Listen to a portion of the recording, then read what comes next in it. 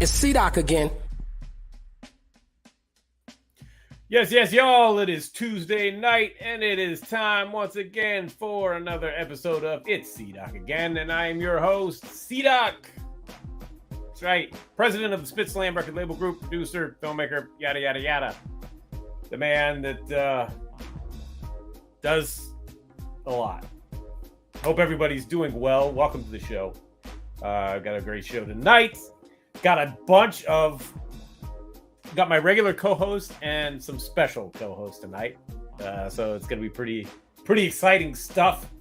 A lot of people coming through. Going to have some fun. Let's see. But first and foremost, let me introduce my co-host who got her start in classic hip-hop radio. Our lady from the heyday of K-Day, Jennifer Jenny. What up, what up? Westside Jenny. Absolutely. How's things? That would be me. Things, things are thinging. Things are thinking. All right. That's all right. People are texting me. That's what they do. Yes. What's going on with you? Mara! What up? Back to the lab? Yeah, yes. Dre Mays. What? Jennifer, real quick, tell everybody how the inaugural mixtape went. It was there. Yeah. Exactly. Fuck. See, I'm gonna change my name now. You think I should, Mara?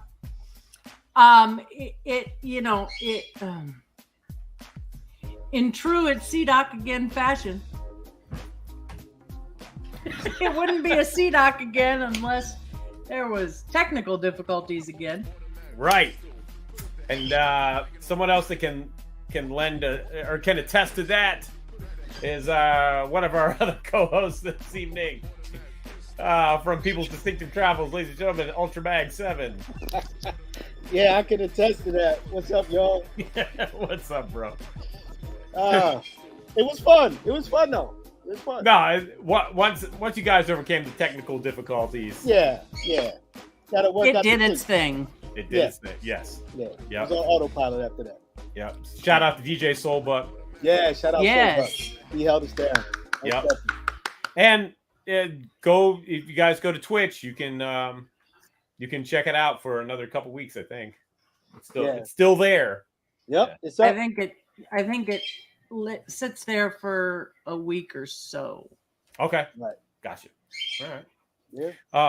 Also tonight we're being joined by another friend of the show, longtime friend of the show, longtime listener, first time caller. Well, no, he's called before. Also coming from LA, ladies and gentlemen, my homie, my stromy, Knackwurst. Knack. What's up, y'all? What's up, bro? Yes, I have been here before. Yes, you have. Many times. It just We doesn't got have to the same teach you to ring. throw up the dubs, though. Oh, I can do that. I do live here. Yeah. We got to teach you. For Jen, for you. You got to do it. Yep. That's right. Sugar Bear in the house. What's up, Sugar Bear? Yeah. Shout out to Sugar Bear. Sugar Bear. And another special guest, friend of the show, friend of Ultramag 7, his partner from People's Distinctive Travels, our special guest tonight, the Overlord of Fresh himself. Hey, what's up? Yo. Everyone? I brought Jeff. my back up. Good to see everyone. Jeff, that's right. I told you, my name I is don't Jeff. usually use my government, but I think You it's can run about the- time. You can run the De La style on that. That's right. Jeff. Yeah, I always thought told about you, that. My name is Jeff. Yeah. So, how are you, Fresh? Hey, I'm doing good. Thanks for having me on. Yeah, thanks for being here. Fresh Yeah. brought the Mad DU Raw Fusion collection. I With see the that. Vanna White hand here, Yeah. Yeah. Yeah. Okay.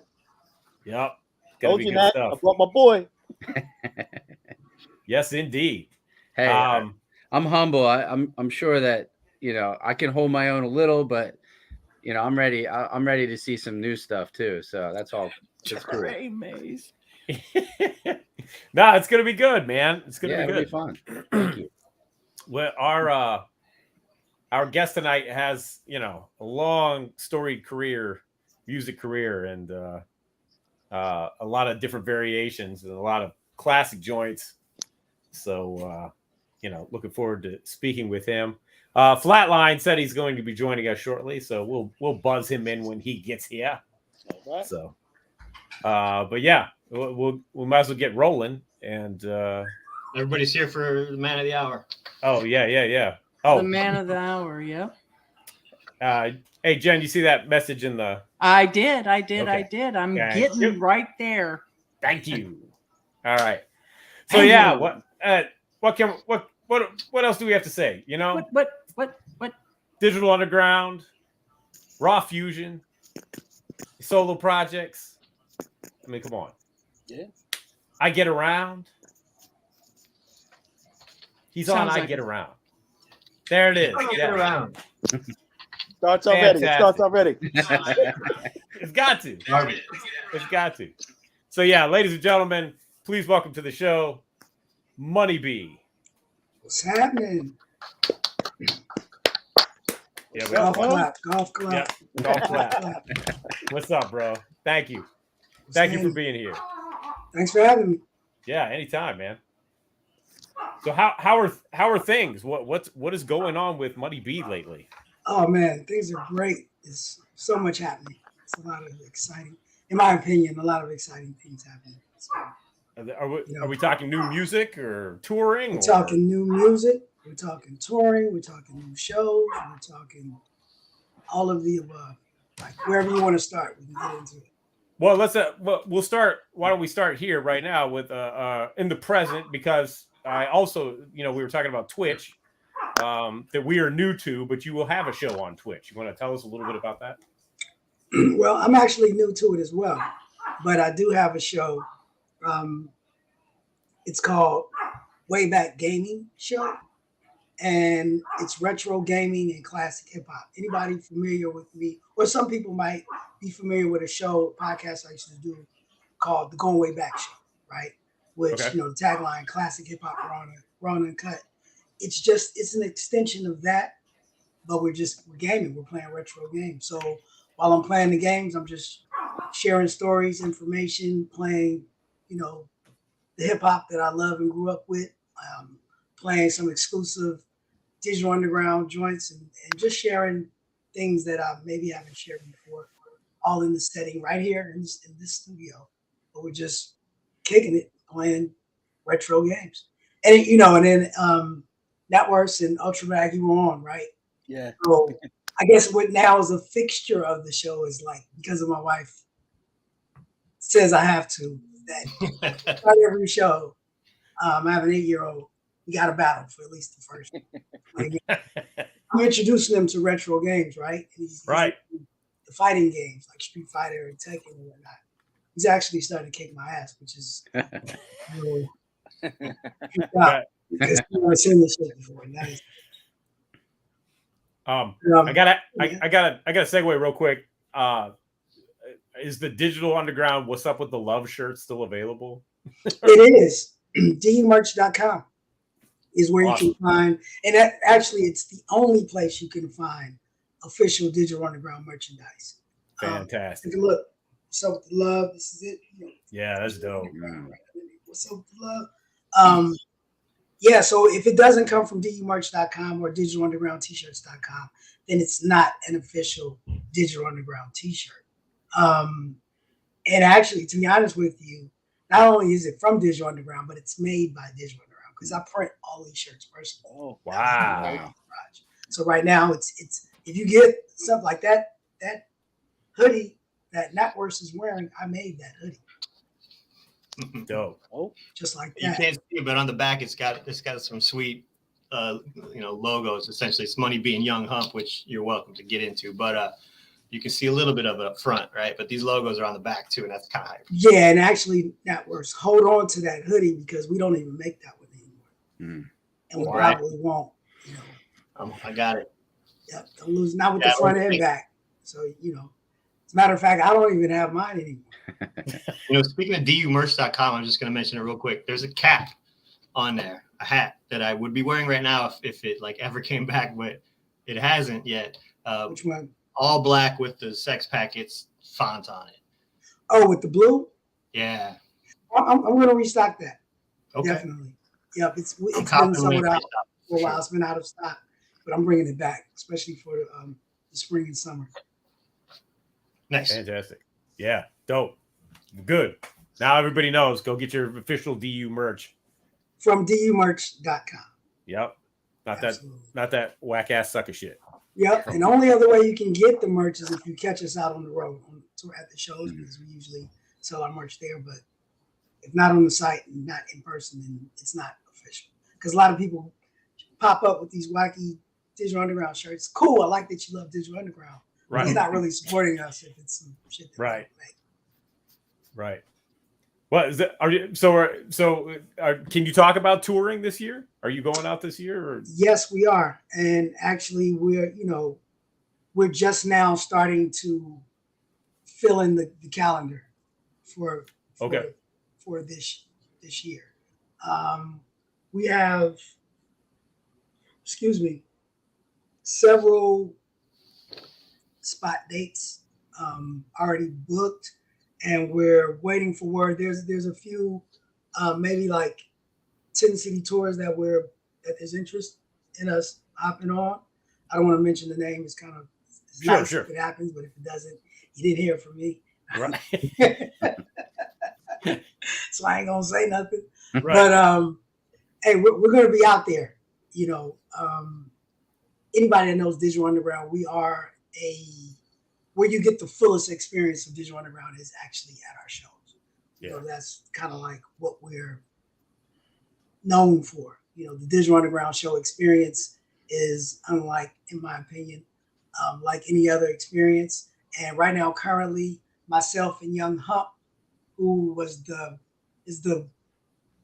newest and the last person that Shock G officially brought into the group. We are the touring construction of Digital Underground, meaning myself, Young Hump, DJ Always is our DJ, but depending where we are, every show, like I always try to bring a different member out on different legs of when we're out. So, if we're in the Bay Area, or say we're in Stockton or something, you might come. Fuse might be DJ. Or if we're somewhere else, Pee Wee's is on there playing bass, or I might have Mystic or Numbskull from the Loonies, or Razcast, who people don't know is an unofficial member of Digital Underground. He's kind of been rocking with us for a long time. Right. But Cletus Mack, you name it. If you're familiar with our family, then you're liable to see any or a few of those at any particular show. Dope, fantastic. Real quick, I'm going to bring on our other co-host who's a little bit late, but that's all right. We still love him. From Hip Hop Guys, ladies and gentlemen, Flatline. Yo. What up, dog? How are you doing? Good to see you. Flatline, now that you're on the show, yeah, please ask a question. Oh, just like that. Just like that. Yeah. We're switching it up today. Oh my God. I'm not even ready. Okay, all right. I'll let you say. Get ready. Go ahead, Ultra Bag. Stay ready, man. Yeah. So I want to get back to the gaming real quick. So Money, like you've been gaming since you were like younger? Like have you always been a gamer? If I have to date myself, I actually had the first Pong game. I've been playing since Pong. So did I. Wow. With just the two lines. Yeah. And even I tell the story is that I didn't realize it, but I could have had a different profession, because if any of you guys remember the Commodore 64, right? Oh, computer. Yeah. So when we had that computer, they had a game called Snake, right? In order to play it, it came with it didn't have a disc or anything. It just came with a booklet, and you had to type in all of these word for word. And it was like 4 pages. I didn't know I was coding at the time, because I was really coding the game. Took us like 3 days. You know, I'm like 10 years old, but I literally, because I wanted to play it that bad, sat there and typed every / this, that, other, and we got to play that game. So that's how far back I go with this. You know. So I have a different story. Sure. So I had a Commodore 64. Mm. I felt like I wanted to, you know, make games. So my mom bought me this big, thick book that had all these different games that you had to type in the different commands. I sat there for days.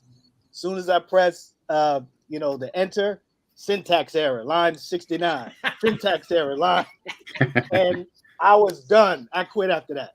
I probably would have too. I mean, it luckily it worked for me. Well, in hindsight, what I think happened was, because I went back and I checked every line. I had my aunt, my mom, they checked it. I think there were some errors in the book, but that was discouraging. So I quit after that. That's bad news. Yeah.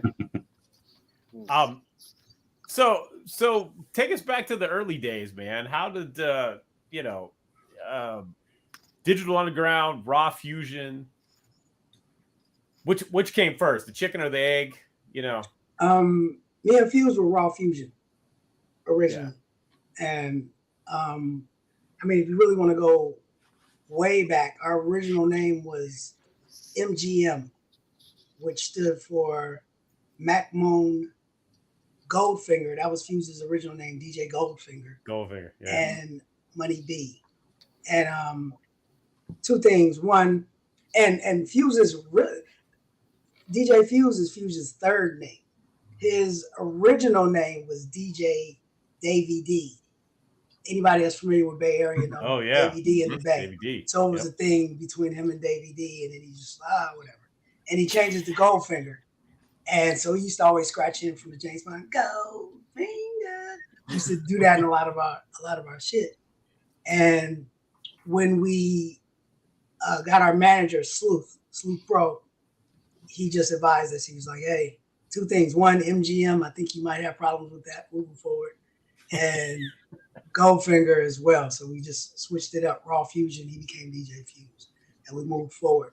MacMoan remained a part of the group. He's the guy you see in the Throw Your Hands in the Air video that's at the phone booth and all of that. And he's actually, if you listen to Family of the Underground, I think he's on that, on the Sons of the P album. And he's on, if you guys know about the song called Past the 40, we did with Raw Fusion, that Tupac was on, Big Stretch and all of that. He rhymes on that. But MacMoan, you know, we grew up together. He's one of the reasons that I kind of went hard at it. But it was us first doing local talent shows and anywhere that we could be seen or heard in the East Bay, going up to Calix, Berkeley, where Davey D was, Ben Nickelberry, and just trying to get seen around. So at this time, we were doing shows like with if you guys ever heard of a group called K Cloud, there was Flynamic Force, who was Swaying Tech. That was their record. They were Flynamic Force. Dan the Automator, who later did the Gorillas.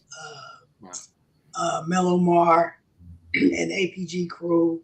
That's Saphir came out of that crew. Used to dance with them. Who else? Capital Tax. Anybody? Oh yeah, Capital Tax. Wow. Capital Tax. There was a group. Well, they ended up being the Danger Zone, which was the girls that rapped on Too Short's "Don't Fight the Feeling." Yeah. But they, you know, a couple of them were dancers in this other group. So like all of us were all trying to do it all at the same time, right? And Digital Underground was Chop Master J and Shock G. They had a single called Underwater Rhymes. I see Jeff with it right there. So when you listen to that 12-inch version, I'm not on it because I wasn't in the group yet, right? But they used to perform that and what's the B-side? Lights a Cartoon. Cartoon. So they would perform that, and then Kenny K came out from Florida but they really needed a DJ. And at the time, Fuse was like the hottest DJ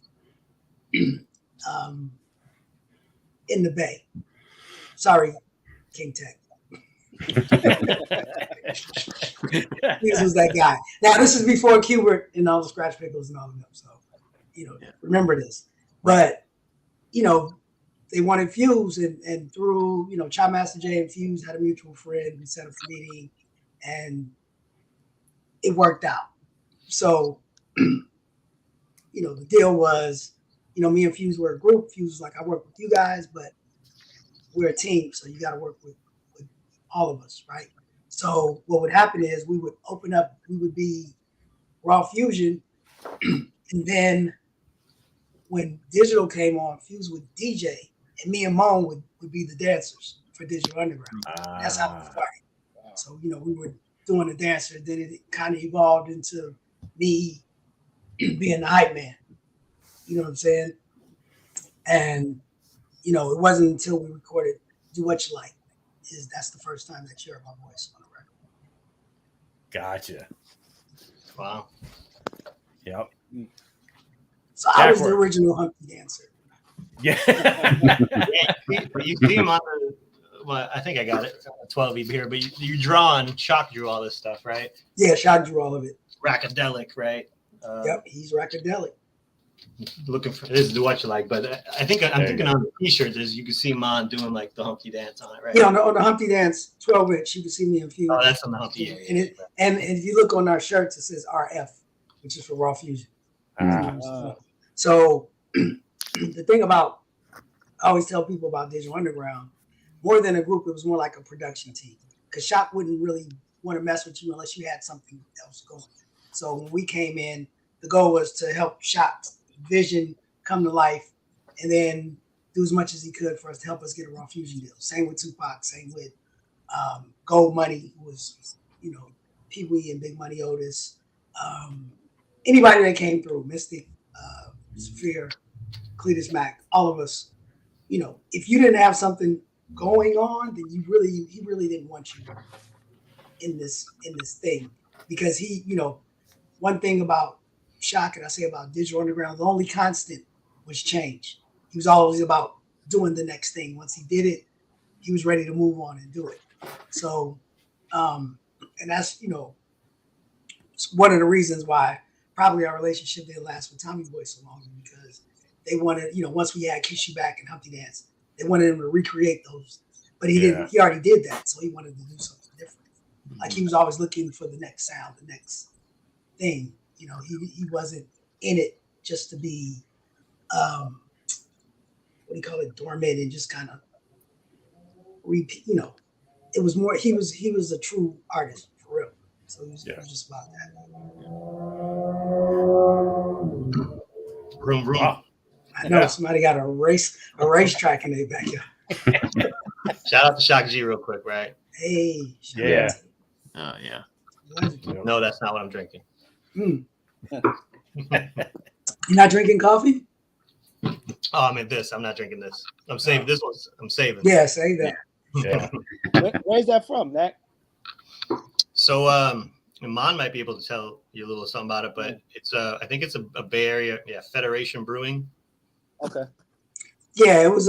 We did it for when we celebrated Shock's life after he passed. For that celebration, I did like a limited run of this golden ale, and that the one that he has, because it was so people liked it so much that we're probably going to do some more, but we'll never make the same can again. And we only did 2,000 of those. So once again, that's a collector's item. Keep that. But it's what we did was. Shock, he loved popcorn. He loved, we took all the things that he loved and we kind of tried to make something that reflected Shock's sort of life. Now, we didn't put popcorn in the beer, right? It would give it a flavor profile. They said, no, we can't do that. But what we did was we made a beer that goes very well with popcorn. Yeah. Right. And, and he had a song on his solo album Fear of a Mixed Planet that he had a song called Cherry Flavored Email. So there's hints of cherry in the beer as well. Oh, there it is. So we were really, really meticulous about making this beer that super reflected who Shock was. And we were very happy with it, and I was happy that a lot of people like myself who love beer really, really like that beer. So well, good. I'm glad you referenced that song and not Eat Boiled Peanuts. So, I was afraid. No. I still haven't eaten a boiled peanut. Yeah, that's probably a good thing. Did you?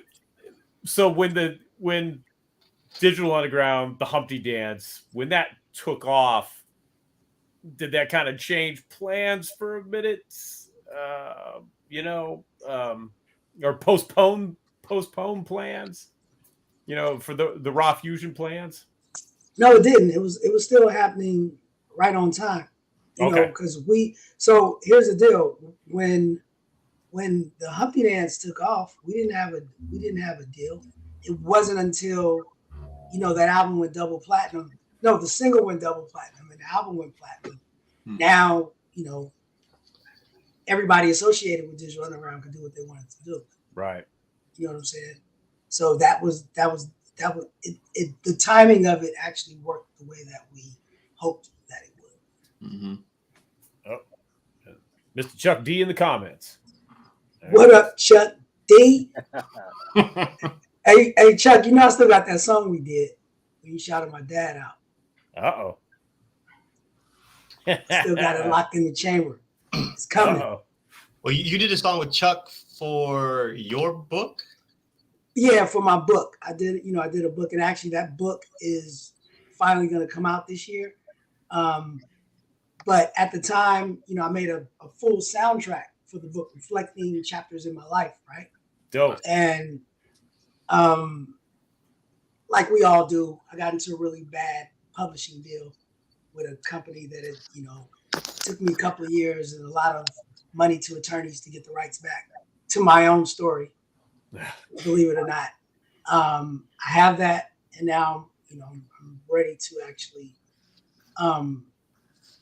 drop that story. Now, this is 5 years later, so the way that music is disseminated and digested is a little different. So I'm not sure that I'm going to release a full soundtrack with the book, but all of that music, at least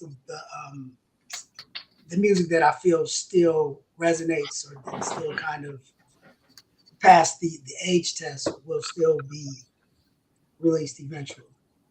And that one is one of them for sure. Chuck was busting. That's actually a dope concept that Chuck and I have been talking about, because he's been publishing his art, right, in book form, and so we're talking about for the upcoming set of doing a soundtrack. He calls it a book track, but yeah, that's dope, right? So here's the thing. So when I say that, and I would love to, Chuck, if you're still on, I'd love to have a conversation with you about this, is that, so obviously we had, just recently, that big boom with not even, with the, with the whole NFTs and blockchain. So originally, as an NFT, I had a thought to release the book as an NFT where, each chapter was a generative piece, right? And if you had it, then you would have access to other things that relate to that chapter, like pictures that, so now you can piece it out bit by bit, right? Right. And then the music can go with it. But even now, so I think you can still do that, right? So just the fact that I have full rights to it, anything that I can imagine or think of, we can do it, right? Yeah. So I don't know how, but I just know it will, if that makes any sense. Sure. And I'm just excited about it. I know it's and it's going to happen this year, right? Dope. Oh, fantastic! Yeah, congratulations on that. And I'm glad you brought it up because I forgot. Like I said, I've been doing so much stuff, man. It's crazy. Yeah. That one I only have as a file, so I can't hold it up right now. Which one? the track with Chuck, like I don't remember how I got a hold of it, but I know I have that.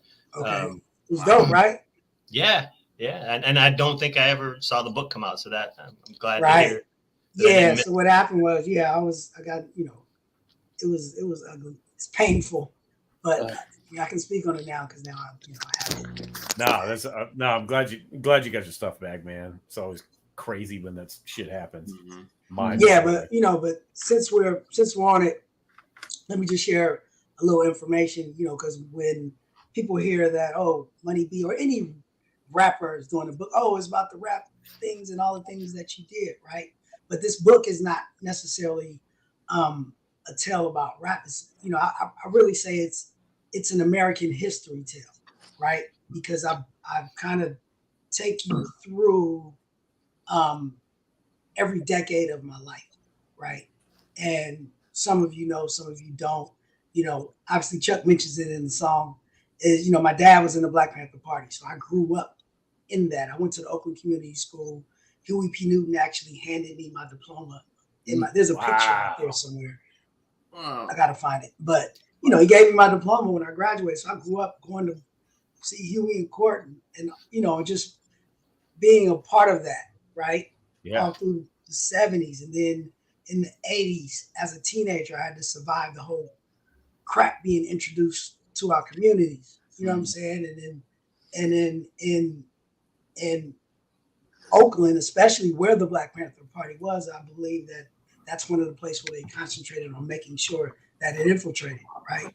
So there's a lot of things that happened of me navigating through that. And then you get to the 90s, and then there's Digital Underground and Tupac, and just being on the road with Public Enemy and Big Daddy Kane, and just, all of these things. And I feel like certain things that happen in hip hop, I just happen to be there when it happens. So I'm all, I always tell people I'm almost like a Forrest Gump of hip hop, because things happen. I'm like, I was there when that happened. I was like, yep, I was there. You know what I'm saying? So I can speak on these things. So, in the book, you can read about a lot of these things about what happened. You can read the history of Black Panther Party. You can read the history of hip hop in the 90s. But I'm actually giving you a firsthand tale of what it was like to actually live through those times, right? And then it goes up through the early 2000s and mid 2000s and different things that happened in my personal life, right? So, and the book actually ends, the book ended at 2016, 2017, but then I did one more chapter during the pandemic because there was a lot happening. I just had to add that on. So the book ends in 2020. And that's why, I'm confident, like, it doesn't matter if it comes out tomorrow or 10 years from now, it ends there. Right. So it's not one of those things like the longer it takes, I keep adding. No, I did a cutoff. But that leaves room for the next book, right? Because what happened after that? Because since it feels like a lifetime since 2020. Mm-hmm. Right. Coming out of just think about it. Just 2 years ago, you were sitting in your house talking about, damn, I want to go outside. Now we can't imagine just sitting in our house anymore. I had my hair grown down to here. It was ridiculous. You ask anybody, Money Gump, right? But if you ask anybody, I was just talking with my wife. I said, well, how long were we quarantined? And what she said is a different length than I remembered it, right? So we all have different sort of memories of how we kind of compartmentalized that time, right? And then we should call it what is it? You have AD and BC. It should be AQ, like after quarantine. Oh yeah, this is the whole what happened after that, right? Yeah. Wow. So, hey, this is all BQ. Yeah, BQ and DQ before quarantine and during quarantine. Yep. Speaking of being around when things happen, I was fortunate enough to see you guys in concert at the Pittsburgh Civic Arena in 1990. Wow. Yep. On the bill with Public Enemy. And I'm supposed to ask you about this. A friend of mine asked me to ask you that Chuck D's jacket got stolen. That was not Pittsburgh. That was well, okay. Okay. Well, because I remember though they came on and asked. Maybe he lost it then because they. I actually talk about that story. I tell that story in my book. In the book, okay. Yeah, I'm not going to tell the whole thing. Okay. Because that story. That's why I remember it was in Oklahoma City. Oh, because okay. that story is very close to me because one of the person who was accused, maybe he did it, maybe he didn't, was brought there by somebody that I grew up with. So if you guys know who Big D, The Impossible, he was Tupac's first DJ. He produced most of the Tupac clips now. He did Changes. Brenda's Got a Baby. When My Homies Call. Right. It was his brother who was going to school in Oklahoma. He brought that guy with him to the show. Okay. So all of that was happening. I was trying to figure it out from the back end, like, what's up with this guy? And it was just things kind of spun out of control. But I talk about it in the book. My personal thought. Right. Yeah. Well, man, Chuck must have been losing jackets a lot back then. Yeah, he was. Hold on to your jackets, Chuck, and your hat. Well, you know what? I'm glad because he's wearing Raiders hats and jackets. They suck. Yeah. He was supposed to lose those jackets and hats. Money B's a famous Niner fan, right? Niners. Gang. Yeah, because I remember before PE came on, they were like, does anybody have it? Oh, look at that. See that? That's Gary Plummer signed my joint. Super Bowl champ, baby. It's real out here. Wow. Continue. No, I was gonna say, yeah. You got the seat cushion too. Go ahead. No, I was gonna say they came on and said, and Chuck came out during his set. He's like, I lost my damn jacket or some shit like that. I'm like, so we might have had the show in Pittsburgh right after that, and he didn't have the jacket. Could be. But from what I understand, they found the jacket and beat the dude up. Oh, did they? That's what I understand. Right? Crazy. And Pac was in the middle of it. Oh man. That was 90, you said, Doc? 90? Yeah, summer of 1990. Okay. Yeah. I think I got 90. Go ahead. I got to see PE twice that year. They came with Biz Markie and Queen Latifah, I think, earlier in the year, and Griff was still with them. It was like the last show he played with them. And then they came back the big, arena tour with DU, Heavy D. Chill Rob G was on that show, actually. That was my man. Chill Rob. Yeah. To this day, that's my guy. Yeah. I'm jealous because we didn't get those package tours where I lived. Like, I grew up in Illinois, west of Chicago, close to Iowa. And my first show was in Davenport, Iowa, Digital Underground. I think it was 91. Oh, okay. I remember that EP release had just come out and it was all like, and I couldn't drive yet. My dad had to drive it. And I wanted that t-shirt more than anything. But now, thanks to dumerch.com, I have that t-shirt. But I was like, I thought I'm going to the show and they're going to have that shirt because it's the new record. There was no shirts. I was bummed. Right. You know what I love about Pittsburgh the most is that you guys have an Oakland in Pittsburgh. Oh yeah. Yep. They got yes, what is it? They got, don't you guys got Oakland College? This is Oakland. Well, that's where Pitt and that's where Pitt is, and what's the other? But there's a college called Oakland College. Yeah, but it's not in Oakland. It's not? No. Well, I know they got Oakland on the jerseys. Yeah, so. Yeah. So yeah, that's where Pitt is, Pitt University. Nice. So yeah, and that's where Forbes Field used to be. So. Oh really? Yeah, for all the Pirate fans. Oakland Golden Grizzlies, is that them? I don't know. Okay. Oh yeah, did you? So Dre Mays was asking why Gutfest '89 was edited. Well, yeah, Did you guys have anything to do with the different configurations of sex packets, with the songs being on the CD and other songs being on the tapes and songs being left off the wax? Did, right, but I'm always trying to remember which was what. Like I know Sounds of the Underground was only on the cassette, right? Right. Cassette has everything. Cassette is like cassette is it because that's what it was. Cassettes were it, and then at the time, CDs were the new thing. Now you sure there isn't something on the CD because they wanted people to buy the CD, so they had to do something. I don't even have to look. I can tell you exactly what's on what. The cassette has. So what made the CD worth getting? Nothing. Didn't have something. Pretty much. CD was the third of the 3 that I got, and it was like, I don't need this. And not only did they cut the songs, but they also changed the order of the songs. Yeah. So it totally threw me.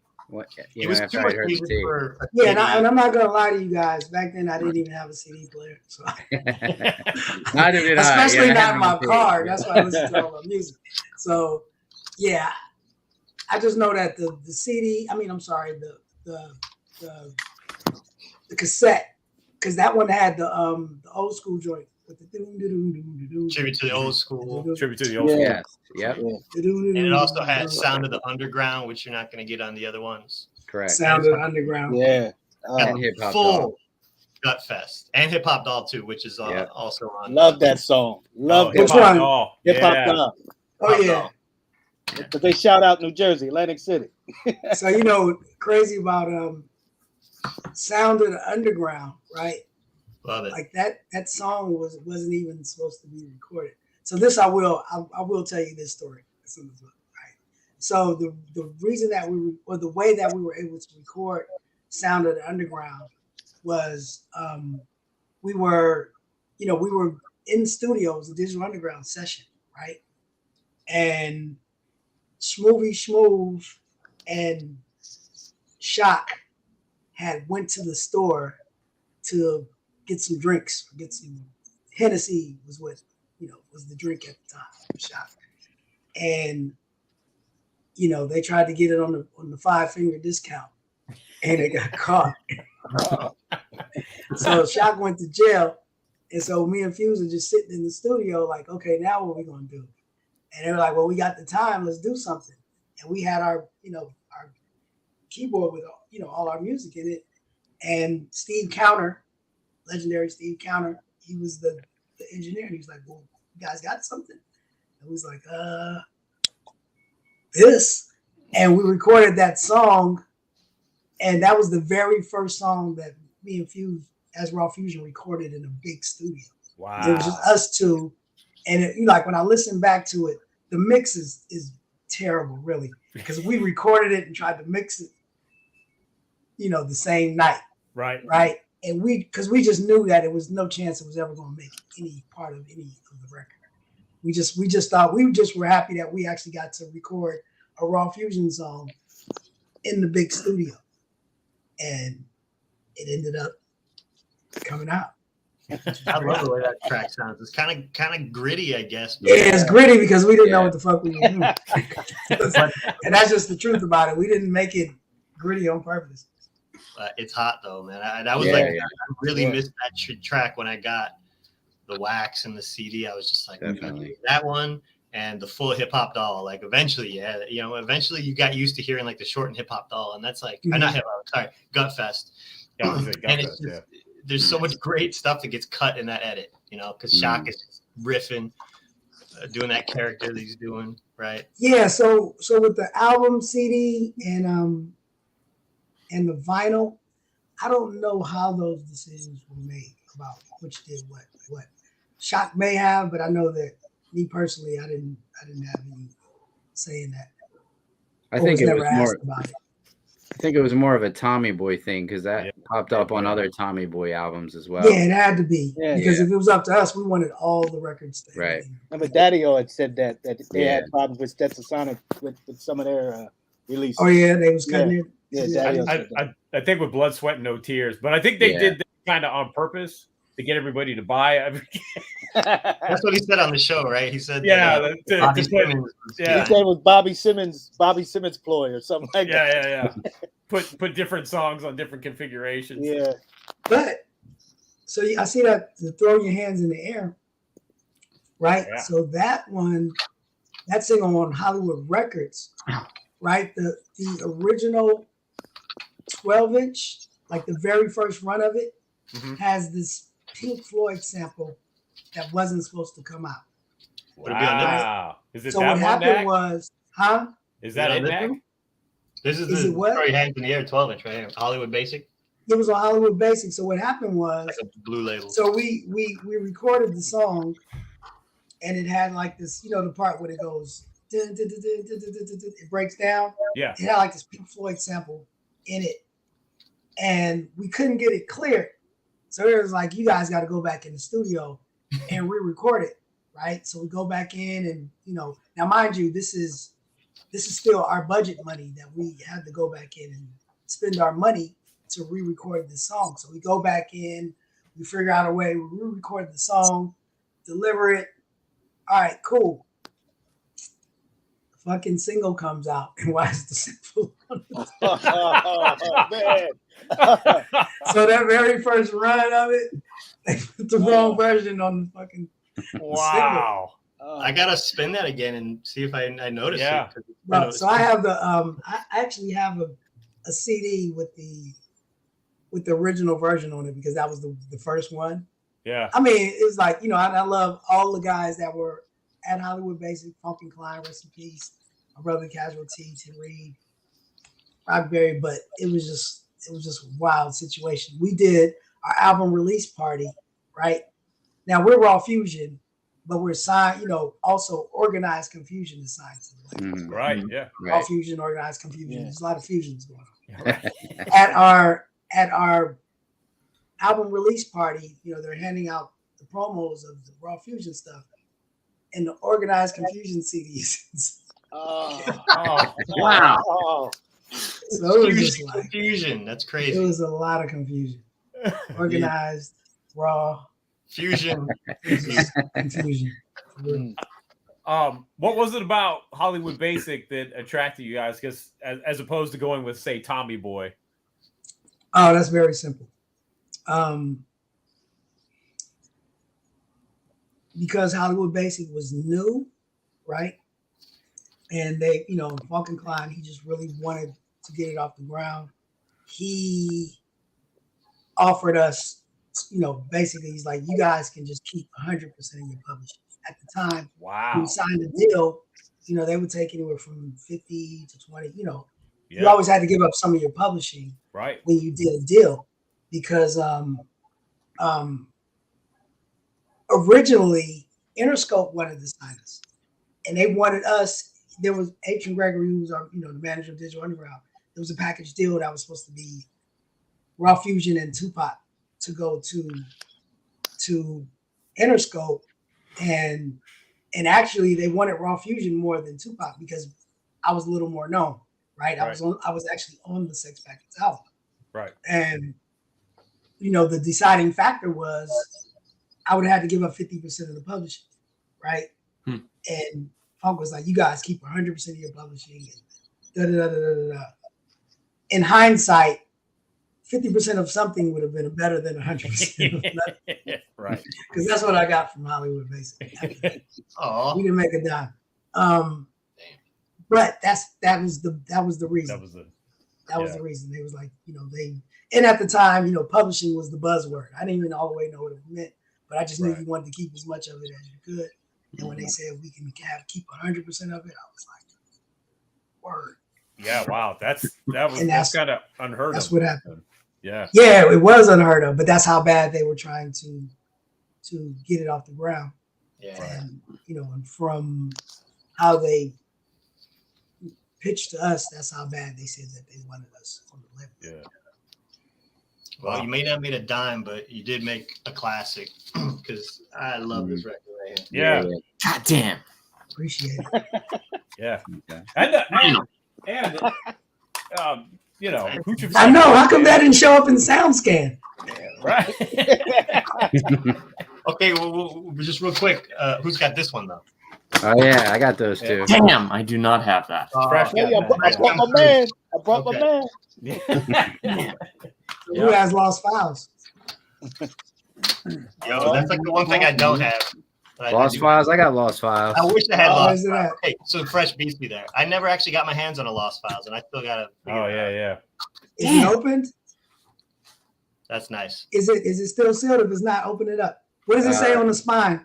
On the spine, not much. Just Lost Files, Digital Underground, and What's the label? Lil Butter Records. Yep, keep that. So you know that there were Well, only 100 physical copies of that CD. is that right? Oh, Wow. Ah, that's great. So it's listed on Wikipedia as an official Digital Underground album, but it's not. We made 100 of those to go out on the Who Got the Gravy tour. Mm. My guy Mike Pearson, we pressed up 100, and that was the only time we ever did. So if you have it, and Lil Butter Records was a nickname that one of my good friends used to tease my brother, call him Lil Butter. So I just named it as a joke, Lil Butter Records. So, Nice. yep, you have 1 of 100. Wow, I can't believe Wow. that's great. Yeah, that's crazy. You're the Yeah. winner of Barbies tonight, man. I think. Yeah. Okay, so I gotta ask what because I've seen the movie and what was it like shooting Nothing But Trouble? What was that whole experience like? It was awesome. My first time being on a real movie set, and just the fact that we got to meet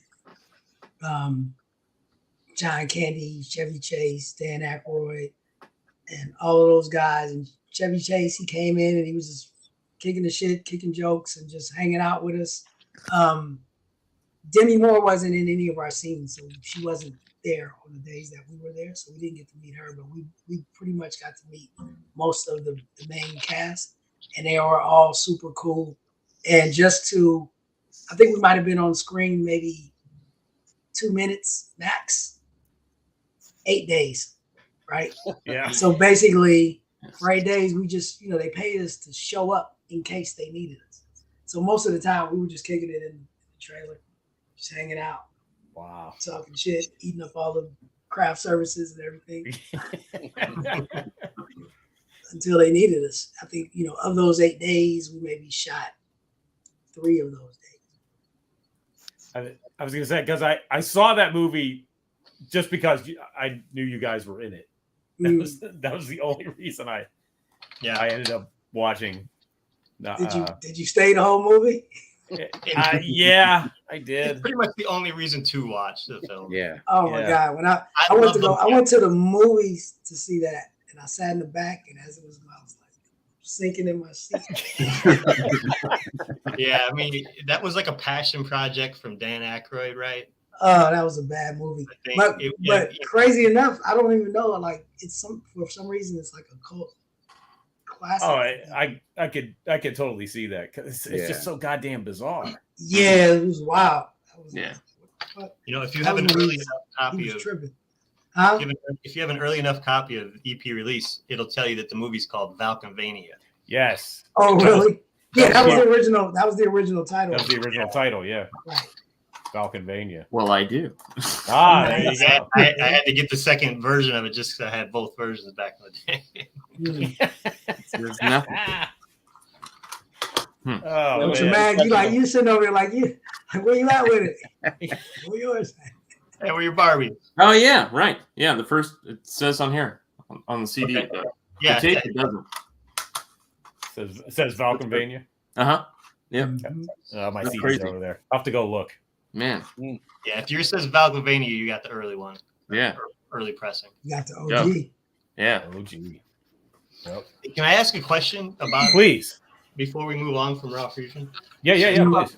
So Money B, something I've always wanted to know about this. And the few times I've been around you, I just never was like a right time to ask like a nerdy fan question.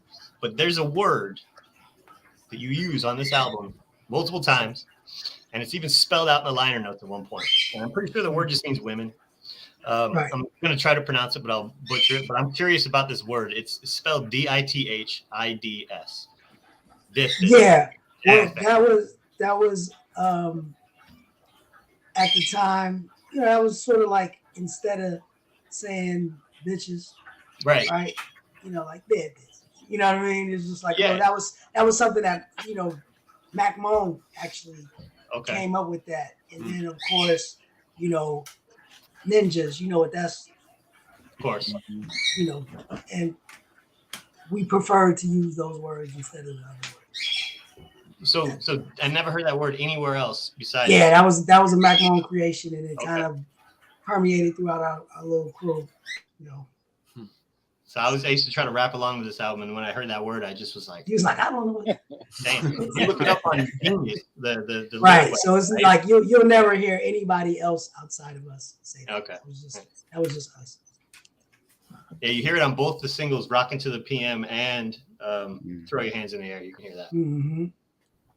But yeah, shout out Mac Moan. He was the one that actually, and that was sort of like associated with our version of Pig Latin that we used to talk around other people.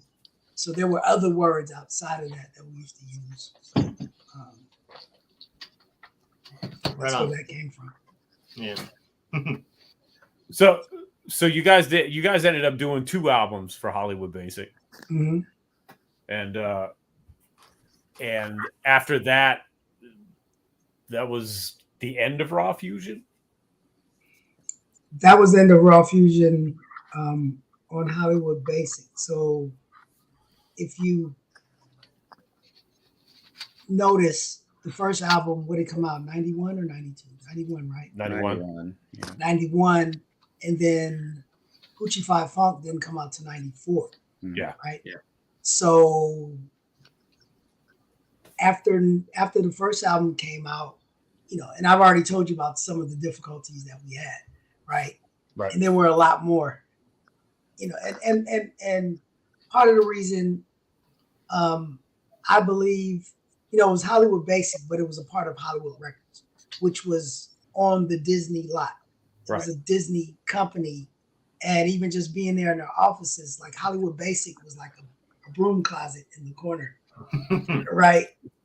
But Hollywood Basic was about the Disney kid bands, and I think they had like the alternative rock, which was really big, early 90s. I think it was like the Counting Crows or whatever it was. Like it felt like Hollywood Basic was basically like a tax write-off. So it wasn't the guys that were at Hollywood Basic. Their hands were tied about some of the things that they could do, and we just weren't happy with the way things were working out. So we, and I say we, it's me and Fuse, is decided that we weren't going to do another record with them until they fixed some of the problems that we thought needed to be fixed. And it, over the next 2.5 years or whatever it took, they really never fixed it. And then we just decided to just do that last album, without it being fixed, knowing that probably would be the last album that we would do with them. And actually, they stopped, which is crazy. They stopped promoting Hoochie Five Funk right before we were getting ready to release the single for Hoochie Five Funk, the song, right? When the Hoochies go, hey, right? Yeah. And we had a remix that we were going to use down the summers, toot toot, hey, beep beep, right? Mm-hmm. And we had a dope ass remix that we put together, we were ready to use. And right around that time, that's when Naughty came out with, hey, oh. It was the same concept, I swear to you, right? And that was it. After they kind of dropped the ball on that, because we were trying to get them to convince them, like, this is the one, this is what we want to do. We already have the remix, everything, and they were just lunching on it. And that happened, and then they just didn't do anything else, and it dissolved from there. So that was the life of Raw Fusion. That was the life of Raw Fusion on Hollywood Basic. I do got to ask though about the single only, because it's one of the dopest songs. Glockadoo You Do. Glockadoo to You. Yeah, Glockadoo. Yeah. Well, that was never slated for the album, or was that like a late addition? You guys just knocked it out for the single, or? Yeah, we did that for the single, I believe, and it might have been just a song that we had. Like I had a real dance hall reggae influence, right? So, because I used to spin it, so I had all the records and whatnot. Like when Fuse used to do parties and he would want to take a break, I would spin dance hall for like 20, 30 minutes while he showed out. So I had all the records, like even 6 Million Ways to Die, Choose One. That's from our record. Cuddy Ranks took that and tried to claim it, but it's actually my guy, Courtney Nevers, who's a successful actor in Jamaica right now. So he's doing all right. But he's the one that said that, right? So Glockadoo to You was just, if I can remember, we recorded it. It wasn't for the album. It didn't make the album, but we recorded it specifically for the B side. Oh, for the B side of the single, right? And that was sort of like a song where I was allowed to sort of be me and kind of, because Raw Fusion, it was a group. It was me and Fuse, right? Fuse did most of the production. I did some stuff. Big D did some stuff, but the subject matter, I always wanted to make sure that it agreed with Fuse, if that makes sense. Yeah. I didn't want to go too much into some of the things that I've done that he hasn't done.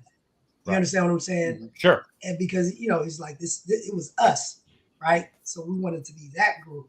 And I was okay with it, right? But Glockadoo to You, like at that time, I really, I had a drop 67 Mustang that I used to ride around Oakland in. And I'm 5'3", right? With a fucking classic car that a lot of people were looking at. So I did used to carry this backpack that was heavy. If you understand what I'm saying? That I was, and I used to keep it in the front seat. So that story was like sort of like me being the real Money B for a little bit. Gotcha. Yeah.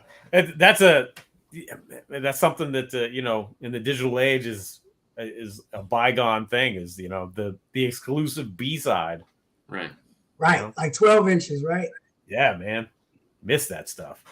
Mm-hmm. Those were always dope. Yep. You know who had dope B-sides like that? De La always did that too. Yep. And I think, and shout out to De La, because I think that's, in my mind,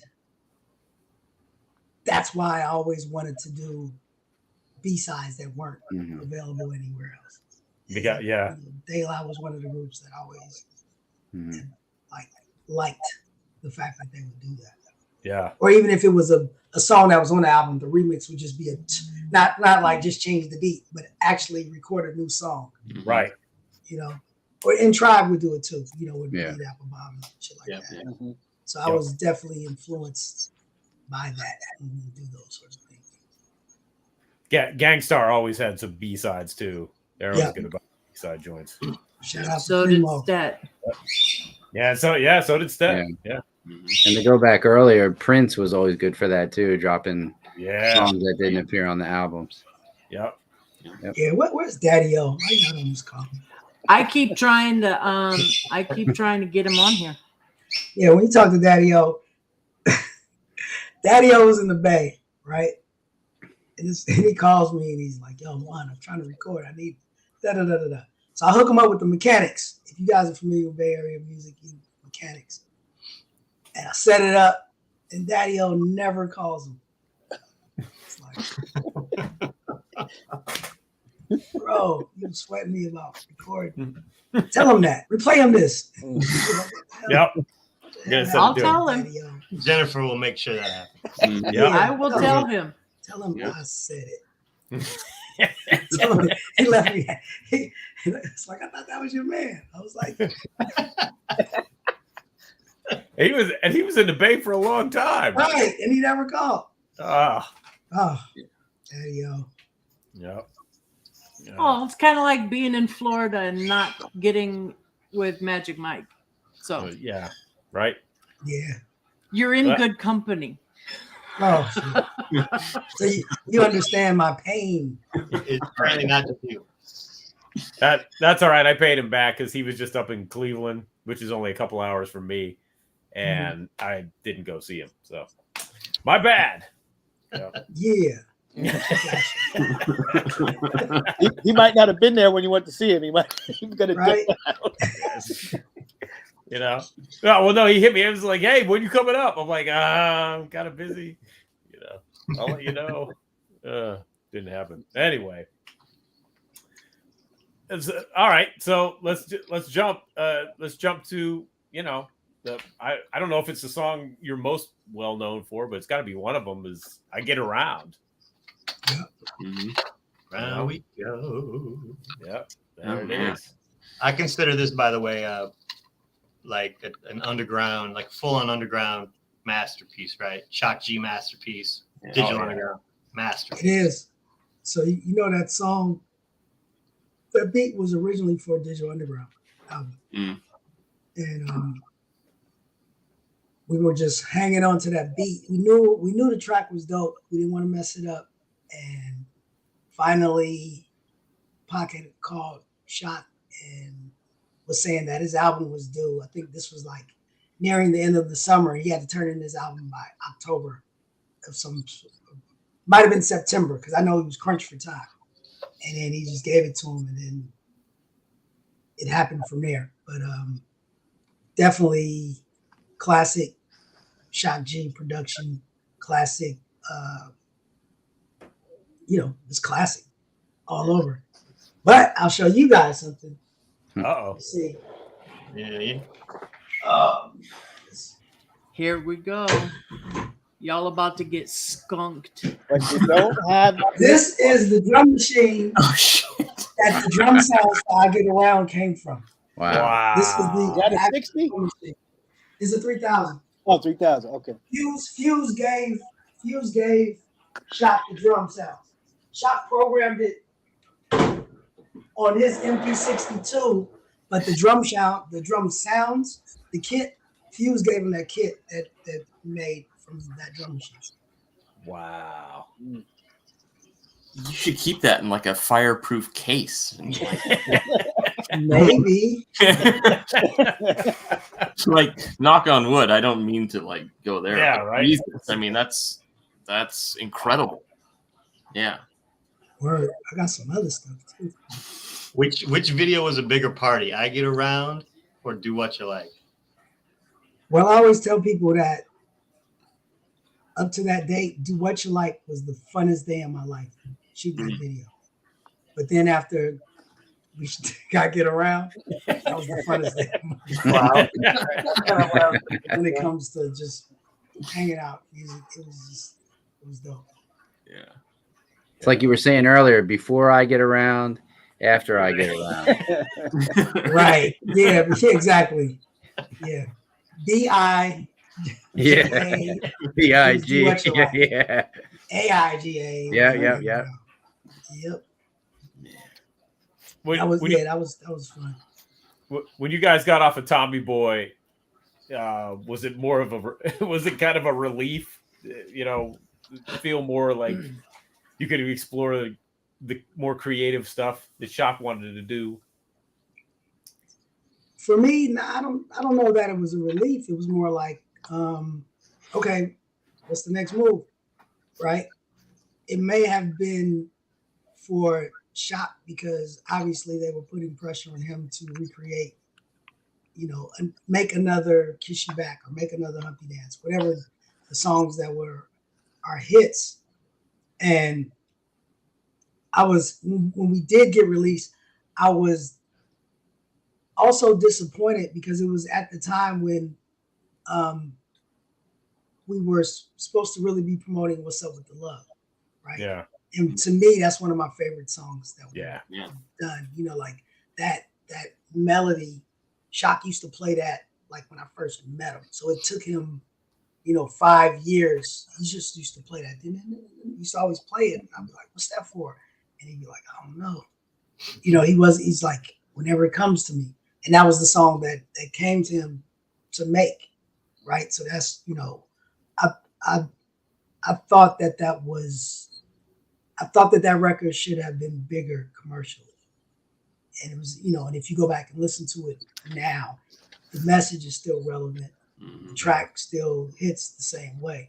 So I don't, in my mind, like I said, I feel like if it would have been promoted properly, I think it could have been one of our bigger records. But I think it was right around the time that Tommy Boy started to kind of go sour on the group. Yeah. Yeah, no, what you smiling for, Flatline?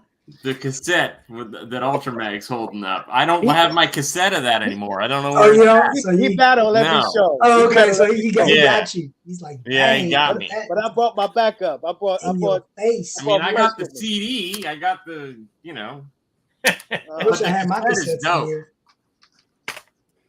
The drawing of Money B in that comic is hilarious, right? Oh yeah, he used to always draw me with the big cheeks, the Bonin trophies and all that. Yeah, I was a chunky little guy. Man. But as long as he made the freckles, I was always in favor. Right. Then we knew it was you. Me. Right. Yeah, you had to have the freckles. I didn't really care how he drew me. Yeah. It's funny. Some people used to take offense to that, though. Oh, really? They'd be like, I don't look like that. I was like, bro, it's a cartoon. Oh, right. Did he draw all the I was watching the Do What You Like video, all those like things you were holding up with people's faces? Did he draw those too? Yeah, who's that rapper? Yeah. Oh, that was such a dope routine. So listen, I know we talked about it, but everybody that's listening or checking out, follow me on Twitch channel at MoneyB69 and check out the Way Back Gaming Show, because I think I might show. I did a video called, basically it's telling the story of Who's That Rapper, how that came to be, and I think I might show that this week.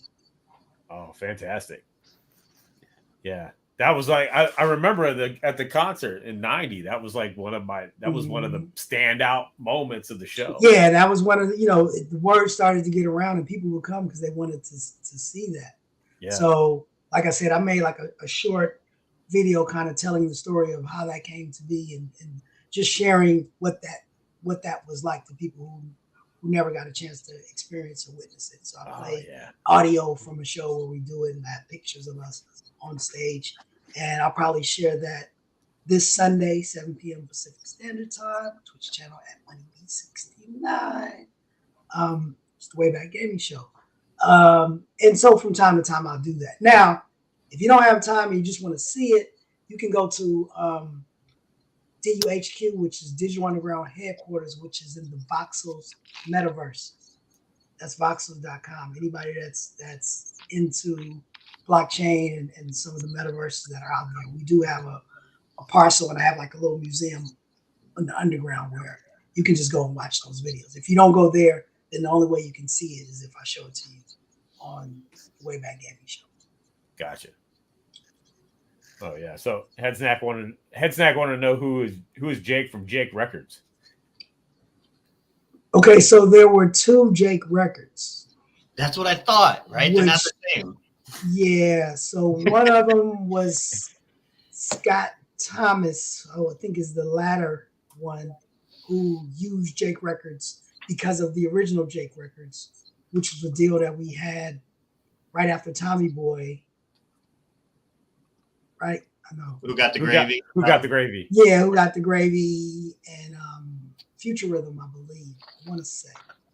Yeah. But then after that, then the second Jake Records, I think they did the A DU Party Don't Stop. Party Don't Stop. God damn.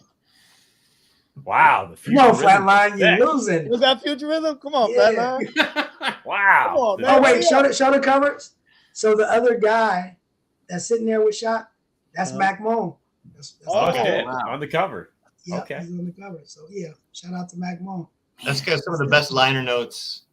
Oh yeah. Of all time. Love that. Yeah. That just the whole. Jeff, you're pretty quiet over there. Where's your? Yeah, well, what's going on? I gave away all my tapes for some Oh reason. man, But- is that how you gonna sell it? But I do got Yeah, these liner notes are crazy.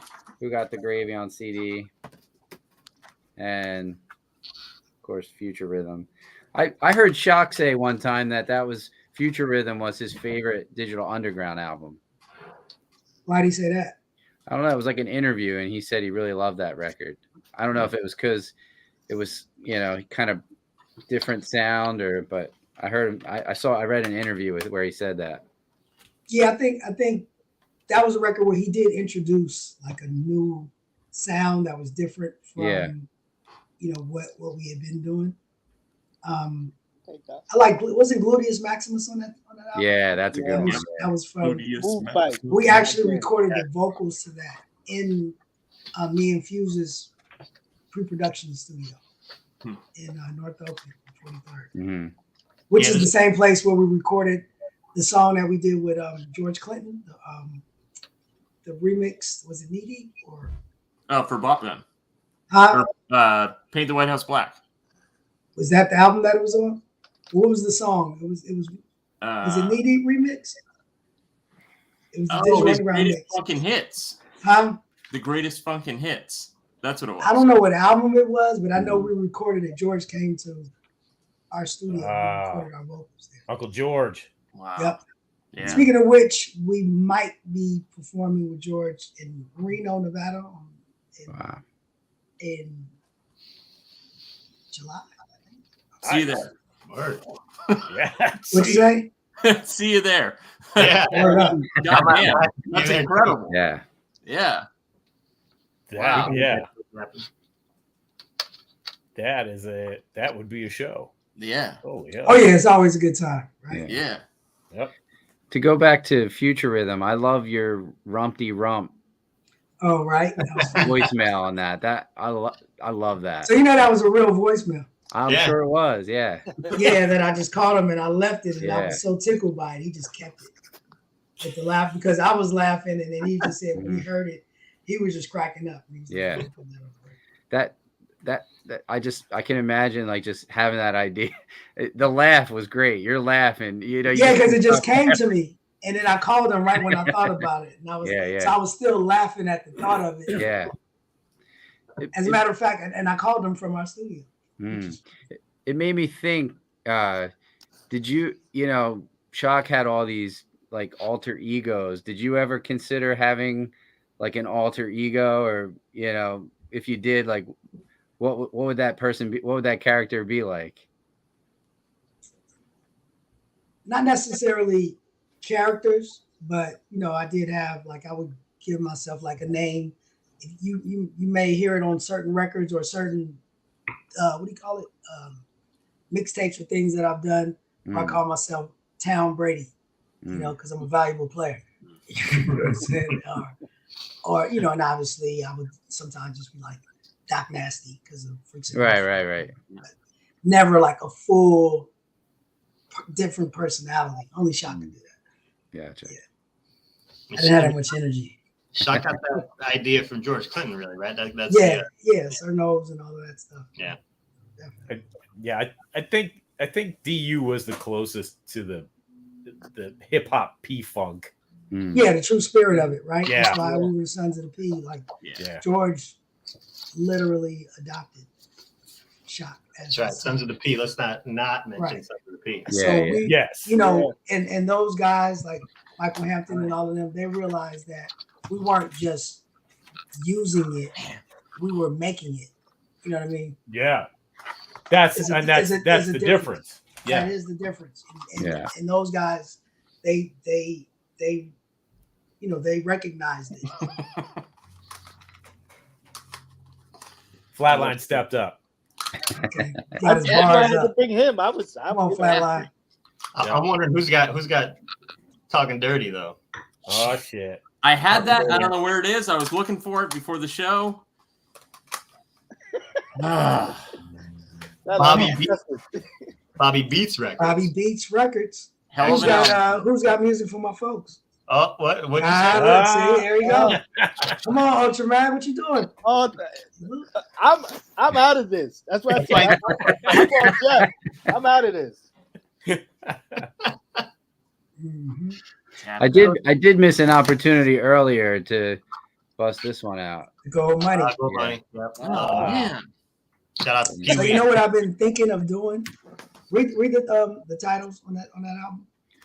There's this. I love this album. Money. Young Blood, Cop and Blow, Money, Mamma Mia. I guess it's WEED. Well, how does Youngblood start off? One of them go, Mama said something else. I don't know. The one that gets me on that is Daddy Never Left You. That's my song off that one. I forget the name of the song on that album, but there's a song on that album that I'm going to cover. Okay. Word for word. Wow. I don't know the title of it when I hear it, but it's just like, man, I always wanted to say that rap. So I think on one of my upcoming whatever I do, like before I get out of here, I'm gonna cover that song, the Gold Money song. There's probably some words I'm gonna change. Mm-hmm.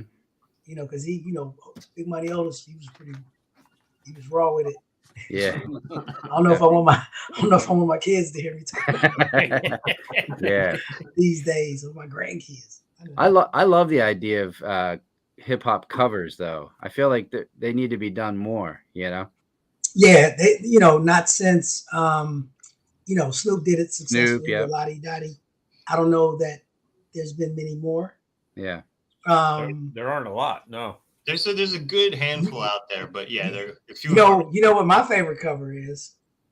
Flatline, you don't like this? Is Run DMC Hard Times. You know who did it first, right? Jeff. Hard Times. Do know this. Who made it? They recorded it. It's on their album, word for word. Really? Yep. Yeah. It's not. It wasn't. I don't want to spoil it, but yeah, go ahead. Jeff, you're in the middle. I'm not coming up with it. Aren't you mad? Oh, I have no idea. Wow. I can't believe you guys. I saw the what is it? See, this is what I used to do on the Going Way Back show. I used to kill everybody because Nah, that is trivia that I was not aware of. See, it's Curtis Blow. Go listen to Curtis Blow's Hard Times. Oh, that makes sense. Right. Word for because he's the right. Yeah, Run was the son of Curtis Blow. Right. That makes sense. So that Hard Times is a Curtis Blow cover. It's so on Curtis Blow's My Funky, it's Hard Times. So it just like flip. Yeah, it sounds like Hard Times. And they just turned it to Hard Times. Right. And they just half pace. That's Larry crazy. Smith got with it. See, I could teach you guys a lot about him. Yeah. Hey, that's why we're here. Exactly. Yeah. Yep. Hey, but like I said, it's like the Going Way Back show. That's what I do. So these are the type of discussions that I want and hope to have in the Way Back Gaming Show while we're playing these retro games. Because there's a lot of history, right? Yeah. And a lot that people don't remember or don't know. Another cover that I'll share with you guys. Snoop Dogg on America's Most Wanted. When he does thugs, drugs, gangbangers, that's radioactive rap. The first, Wow. 8 bars. Go listen to radioactive rap. That's Snoop says that bar for bar at the beginning on his verse on America's Most Wanted. 2 of America's Most Wanted. What was it? You got to have. Well, he said. Well, on radioactive, they say you got to have knowledge in this world. Might get your life snatched before the last world. But Snoop says you got to have paper in this world. Right. Yeah. But it's the same rap. Go listen to it. Look it up, Jeff, right now. Yeah. Black Thought did covers on there. It's like a collection of songs. He did it was like a combination of like Men at Work. Yeah. From Cool G Rap, and then did I'm trying to think, was it Raw or Wrath of King? Well, remember when they did with the I don't know what show. I don't think it was the rock and roll. It was a show. It might have been a BET thing where they were they were saluting Kane, Mm. and then Thought and Common, they did different verses of Kane's song. Mm-hmm. And maybe Black Thought did the verse that he did from Kane. They did Raw, they did Long Live the Kane. Mm-hmm. Was that Hip Hop Honors? Or was that might have been Say what? Was that Hip Hop Honors? It might have been hip hop. Yeah, That's what it was. But it was dope. And then Common started breakdancing. Yeah. Yep. That was dope, Yeah. right? No, because it's not biting Sugarberry because it's not passing it off as your own shit. No, it's just they're covering it. Paying Yeah. homage. Word. And it's not biting. I can see if it's biting if you find some obscure record that you don't think anybody heard. Right. The reason Snoop said it is because that song Radioactive Rap was big Mhm. in LA. It was big in the Bay Area. It was a record that we used to listen to. So he did it knowing that anybody that comes from where he comes from will remember that rap. Would remember it, yeah. Like so and like even when I cover the Gold Money song, it's not because I'm trying to pass it off as my own. I want to, if you know, and a lot of people didn't hear the Gold Money album, but I want to record it so that I'm asked about it and I could say it's a Gold Money song. Right. Go back and listen to that record. Exactly. You know, I want to do it to shed light, to let people know that that's where I got it from and that you should go check them out. That's why I want to cover it. And, you know, Snoop didn't think he was doing lottie-dottie and nobody would know. Yeah, right, of course. Yeah. Like biting is when you steal somebody's style and try to pass it off as your own, As your own shit. which a lot of that has happened. You know, like I'll give you an example of a bite. And this is just a beat. Like when you listen to was it The Game and 50? This is how you do that track. That's the Smurf dance, Smurfy's dance, right? Yeah. That's the whole beat, and they never paid Spider D for that. And they, Spider D is my guy, and in talking, he said they never tried to acknowledge. But if you listen to Smurfy's rap or the Smurfy's dance, that track is exactly the same track. Wow. Yeah. Just from the way it starts. That's it. Now that's a I bite. didn't even know that. That's crazy. When you bite it, when you take it and then you don't acknowledge, that's what biting is. Yep. Naughty by Nature did My Uzi Weighs a Ton? Really? Oh, I never heard that. Yeah. I didn't either. Pharaoh That's Monch right. does a great welcome. Oh, you know what I also Yep. want to do? Yep. I also want to do not the rhyme, but just the way that remember when Public Enemy did Oh Please, Oh Please, Oh Please. Just give me this one more. When Mega Blast. Mega Blast. With how Chuck is rhyming on one side and Flav is rhyming. Oh, man. They're saying the same rhyme, but it's a different. Yeah. They saying it in a different cadence. Yeah. That was super dope to me. I want to try that. Yeah. They did it. They did that, and then Party for Your Right to Fight. They did Right. Throughout the whole rhyme. Yep. Yeah. Okay, I got to go back and Yep. Go back and I listen just to remember that. Mega Blast. Yep. That was my shit. Yeah, Mega Blast. They did it twice. Mega Blast and then Party for Your Right to Fight.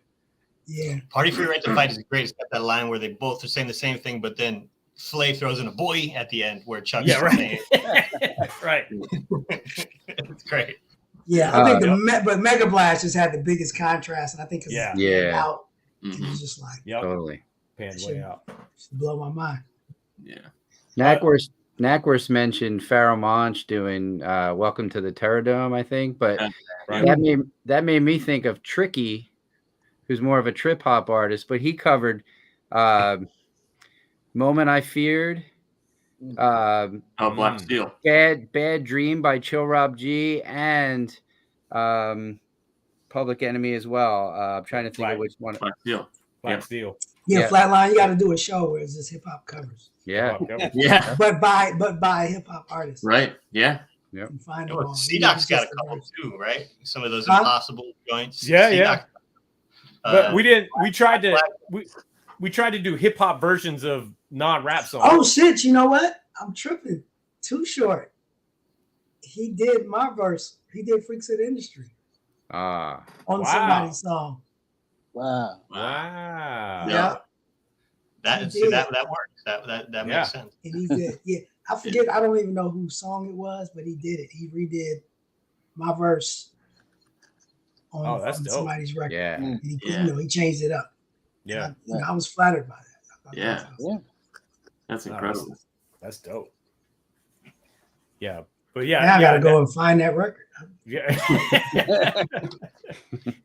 That's crazy. All right, Flatline. Do you have your question? Are you I'm just ready? hanging out. You know. Oh, okay. I was waiting. Can I No, answer? it's not like any. You know. Oh, what do you got there, Nah? Can I show Yeah. these? Yeah, what is that? Oh, what is? Oh, whoa! What's Oh shit! that? It's in the studio. That's just enough to get the topic going. It's a kid show. Is it? Okay. It is so not a kid show. I know. Yeah. Hey, Sex in the Studio had a dope soundtrack too. Yeah, there's CDs in Yeah, both those came with CD soundtrack. DVD and CD in there. Wow. And When actually, did this become a children's show? so what's crazy is I love saying that. I want to say it was. I'm not sure if it was the first one or the second one, but the song. We got a song with Neo, and this is before he really took off. I don't even think his name was Neo because his name is Schaefer. But Big D produced his first album. My brother Casual T was his original manager. So, when he was coming up, we were both staying at my brother's crib in LA when I first moved down there. And but yeah, he Big D produced the track and Neo's on singing the hook on one of those songs. Oh, With me and Klee and Numbskull. Okay. I forget the name of the song. Well, it's kind of hard to read the titles off of here, but Yeah, it's janky. well, there's too many pictures taking up all the space on the back. Yeah, it was a. They weren't thinking about the music. These are just truly, I don't know how you could get a hold of these anymore. Because I remember I even had to when I ordered these back in the day, I had to go to adult site that I'd never been to before to get them. That you always go to before. Gonna be in trouble, Mac. I think he misspoke. An adult site that I always go to before. No, that I had never been to before. That you had never Right, been to before.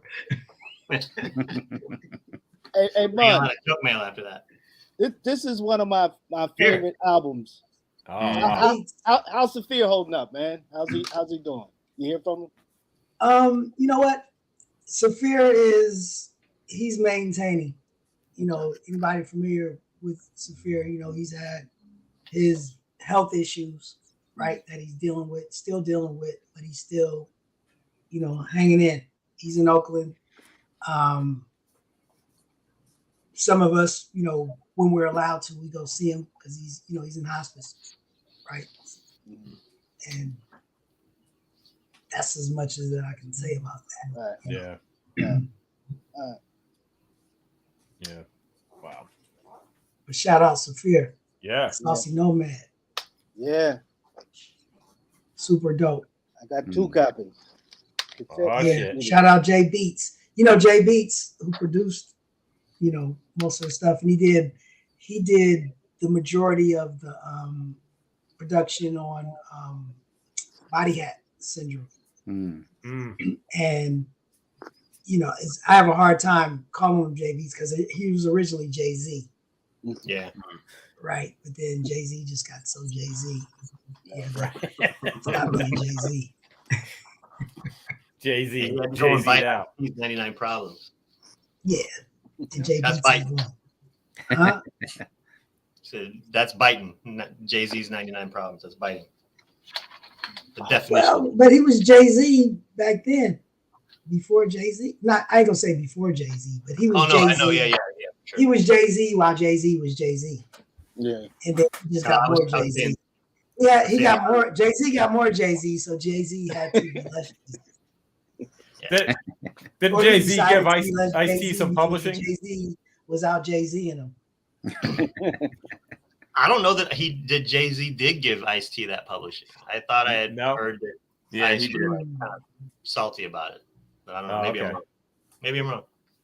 Recent But interview I nobody saw with him, he got publishing. That's what he said. Okay. They should box for it. There it is. Money B, do you? I feel like in an interview I heard one time. Do you have any connection or family in New Jersey? I do. Okay, where about? Like, well, you know, I'm originally from Philadelphia. That's where my family's from. There we go. There you go. That's where I was born. So I have family in South Jersey, Vineland, Millville, and then I have family in Newark. Like I was just in Newark last year, staying at my cousin's crib. Yeah, me and Jeff are from South Jersey. Okay. Yeah. My wife is from Bridgeton, which is right near Vineland. Yep. So I used to spend summers in Vineland. As a matter of fact, the first time that I heard, no, not the first time that I heard, but I remember the summer that Suck MCs by Run DMC came out. So that was 83. I had spent the summer in Vineland, and my aunt lived right across the street from this park, and there was a park jam over there. And I just remember them backspinning Suck MCs for like, and I know people who don't remember back then trip out, but they literally backspin that record for like 3 hours straight. And just different MCs would jump up, or then they would play the record, and then they would put the instrumental and just let it rock, and then they would talk over it, and they would take a break, and some other MCs would come up, then they play the record again. I remember that. And that was around the time I was in Vineland the first time that I heard 8 Million Stories by Curtis Blow featuring Run DMC. Right. Wow. When did you want to become an MC? What was the defining moment for you that you were like, I really want to do this?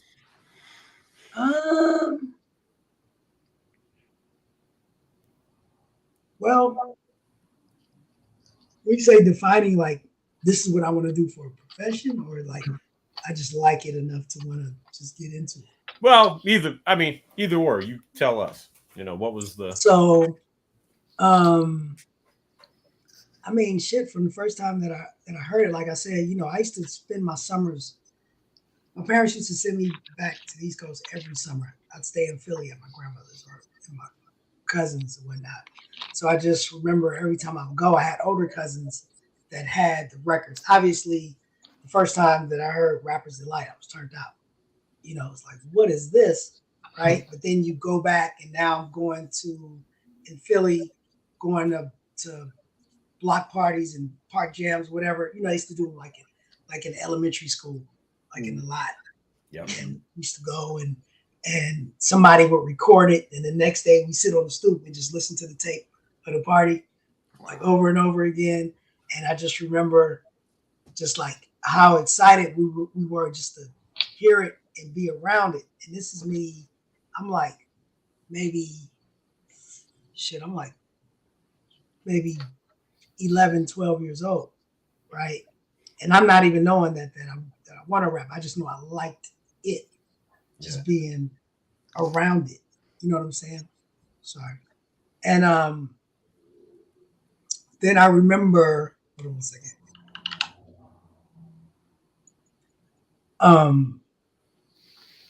Then I would just be writing to myself, not showing anybody, but just like, just kind of writing it around. But it wasn't until I was in like maybe 9th grade. It was the first time that I let somebody hear my voice on a tape, right? And it kind of came about in a strange way because I used to write and I used to record at the crib and just listen to it myself. You know, I had, you know, you put the 2 tape recorders together. Yep. And then I would just play the one and just saying it into the thing. You could hear it, listen back. So I finally got this. My dad got me the realistic mixer with the little reverb, the little black little one. Yeah. And, you know, I've always been super short. So when I was in the 9th grade, I probably looked like I was 8 years old. Right? So there was this dude he was like a bully, right? And he just used to talk shit about everybody. And he was like a gangbanger or whatever. But he used to just, one day he just got on me, right? And like I said, I'm small, so I can't, he's loud and he's, oh, you little, da, da, da, da, da. And I couldn't come back because my voice didn't really carry like that. Mm-hmm. So I went home and I wrote a rap about him and I put it on tape. And I took it to school. And when cats heard it, it just started floating around. They was like, when you going to do another one? I was like, another one? All right. So that's how I kind of started, where, people, I was like, okay, people want to hear me. So that's when I really started working on it. Now I had to duck and dodge around school for a little bit because he was trying to kick my ass. Right. But that was the first time where people were like, they wanted to hear that tape. And then I remember making copies for people to have it. And they was like, when you going to do another one? That was like the beginning of, okay, I might be on to something. Yeah. Yeah. That's dope.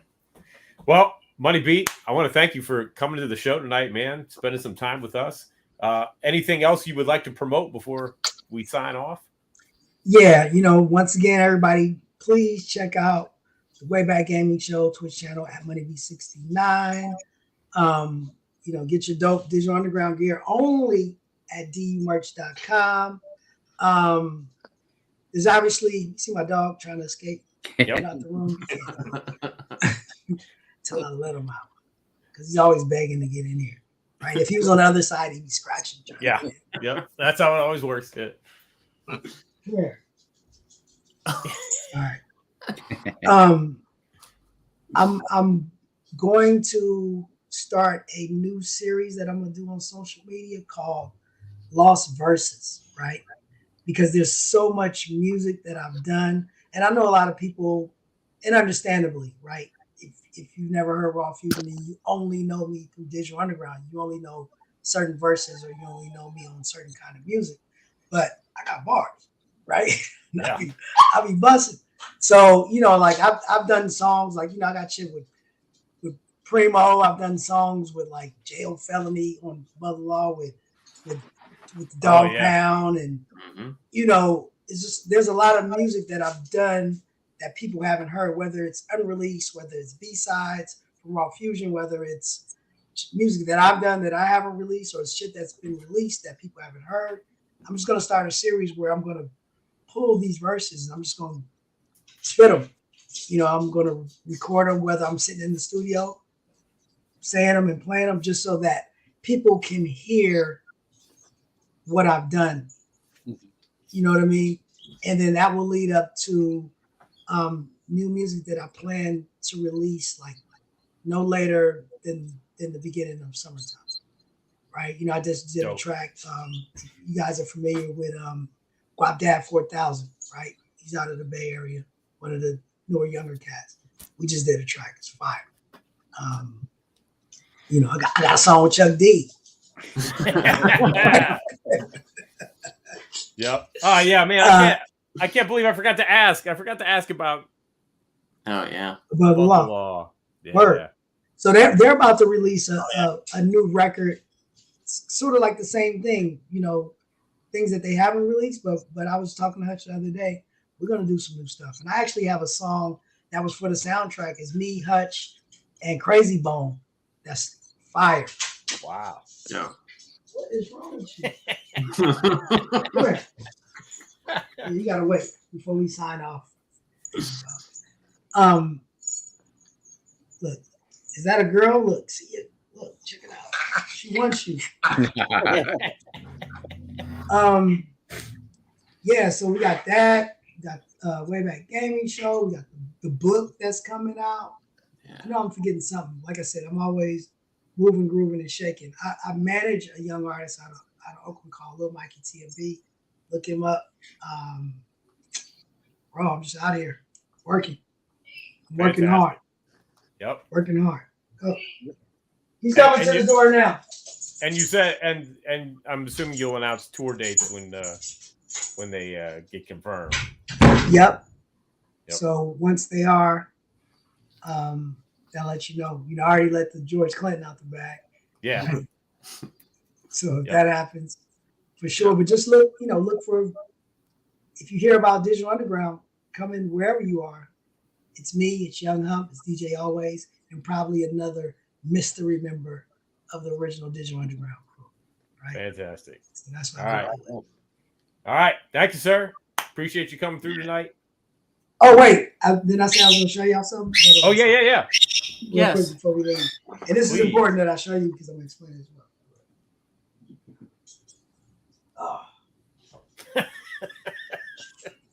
Oh, these two.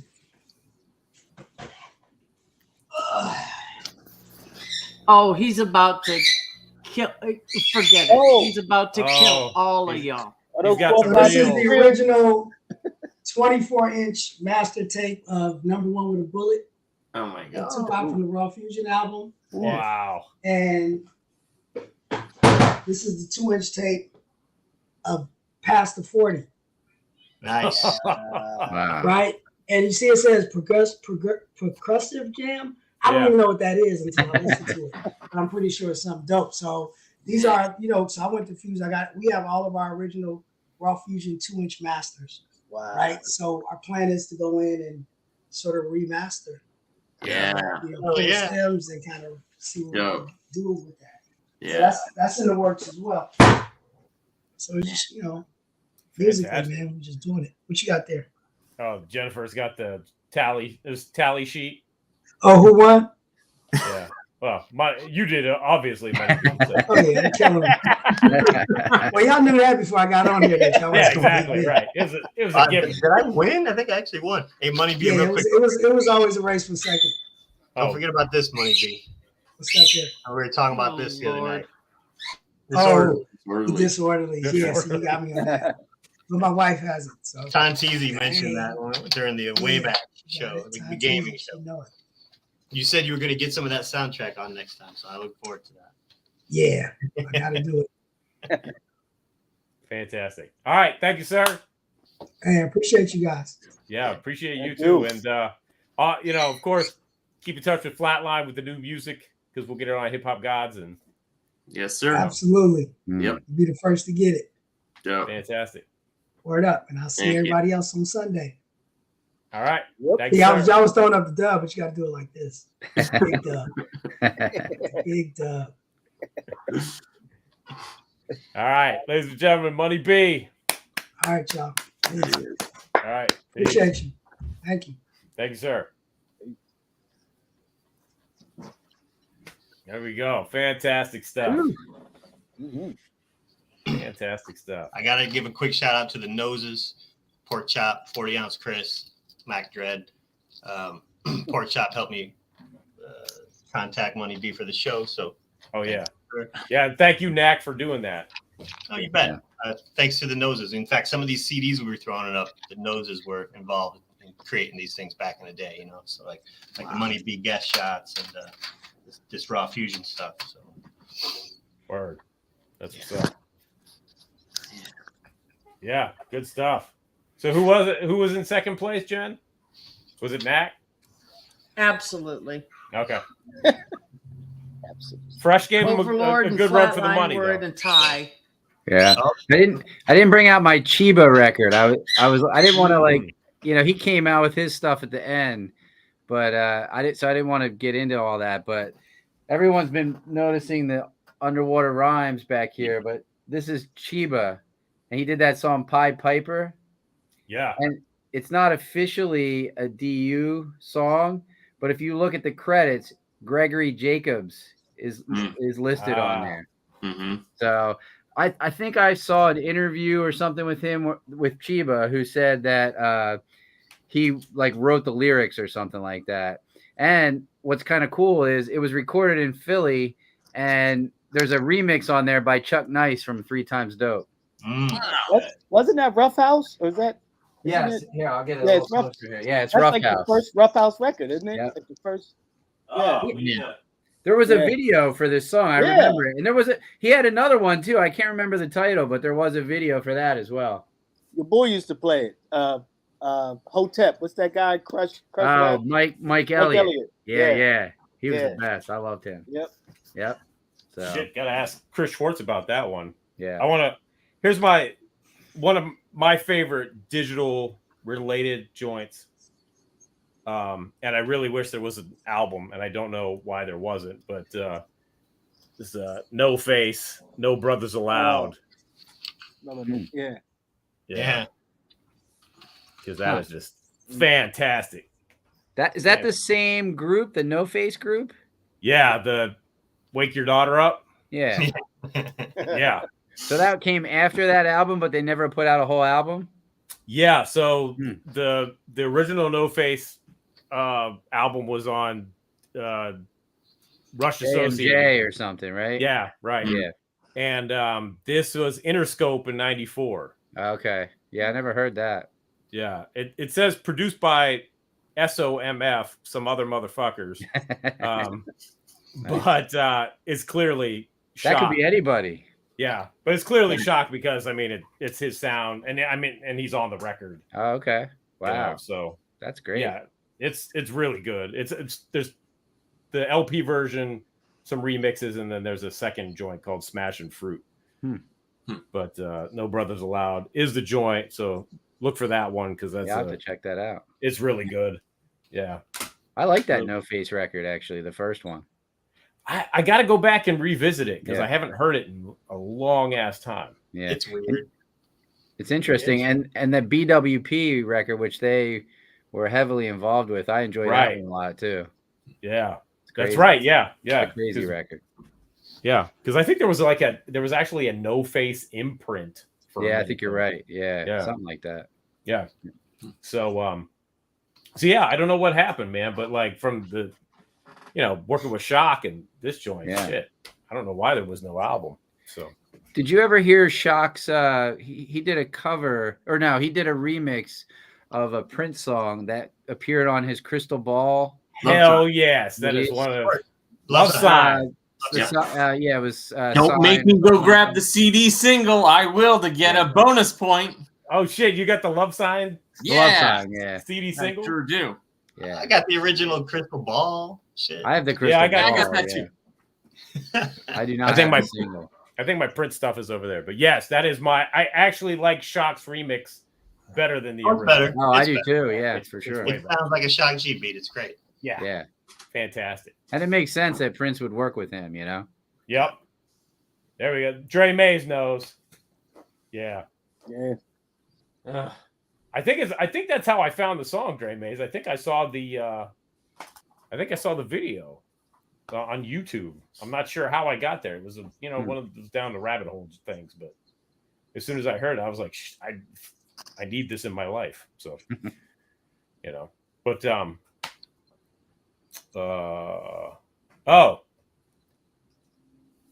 and the Glide Mystic DU Goddess just had it. Yeah, that's right. On his podcast, The Corner, he just did an interview with Mystic. So go check that out. Streaming where you get your favorite podcast at. You can stream our stuff there too, where you get your favorite podcast at. Which, by the way, I have to say, It's C-Doc Again is brought to you by the Spit Slam Record Label Group. The Spit Slam Record Label Group, a Chuck D situation. Catch us on your favorite streaming platform, on Bandcamp, or visit our official web store at spitslamrecords.com. All releases are available digitally or on CD, with select titles available on vinyl and cassette. The Spit Slam Record Label Group. Throwback to the future sound. And you can also catch me and, Flatline was there, wherever he went. But you can catch, there he is. You can catch Flatline and I Friday nights along with Mr. Chuck D on the And You Don't Stop radio show, where Flatline takes care of the hip hop gods, and I do a little segment called the Spit Slam Jam of the Week. And last week's I'm not prepared. I don't remember what last week's Spit Slam Jam of the Week was. Do you remember what it was? Ant Live. Oh yes, New Ant Live. That's Yep. right. That is correct. Ooh, I saw that video with he's riding a bike. Is that the? Yeah. Yo, that song is hot. Song's dope, right? Yeah. Yep.